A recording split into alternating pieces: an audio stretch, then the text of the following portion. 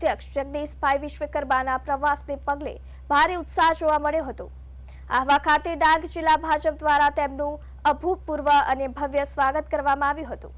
જેમાં આહવાના બિરસા મુંડા સર્કલથી એક વિશાળ રેલીનું આયોજન કરવામાં આવ્યું હતું, જેમાં મોટી સંખ્યામાં તેમની સાથે જિલ્લા પ્રભારી મંત્રી જયરામ ગામિત, દક્ષિણ ઝોનના પ્રભારી પ્રશાંત કોરાટ, સાંસદ ધવલ પટેલ અને સ્થાનિક ધારાસભ્ય વિજય પટેલ પણ વિશેષ ઉપસ્થિતિમાં રહ્યા હતા। આ રેલી આહવા સ્વરાજ આશ્રમ ખાતે પહોંચી હતી, જે પ્રદેશ અધ્યક્ષના આગમન સમયે ડાંગના રાજા ધનરાજસિંહજીએ પરંપરાગત સાફો પહેરાવી અને આદિવાસી સંસ્કૃતિનું પ્રતીક એવા તીર કમાન અર્પણ કરી તેમનું સન્માન કર્યું હતું।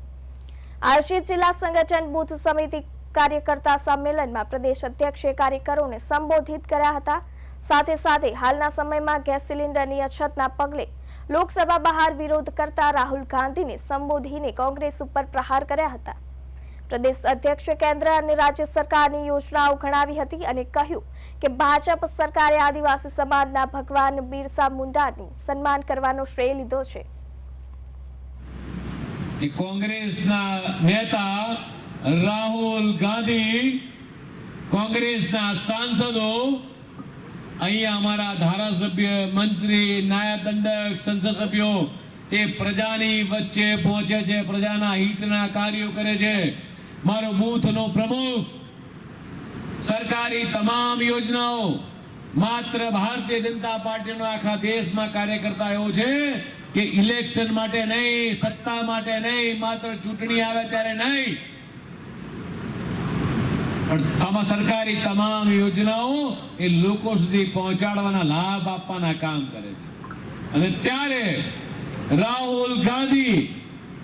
કોંગ્રેસના નેતા, પાર્લામેન્ટની બહાર જ્યારે આખા વિશ્વની અંદર યુદ્ધની સ્થિતિ છે, અફવાઓ ફેલાવવા માટે ગેસના બાટલા ખલાસ થઈ જશે, આમાંથી મારે પૂછવું છે કોઈના ઘરે ગેસનો બાટલો પ્રવાસમાં અમારા ગુજરાત ભારતીય જનતા પાર્ટીના પ્રદેશ અધ્યક્ષ જગદીશભાઈ વિશ્વકર્મા આવ્યા છે। ધરમપુરની અંદર સવારના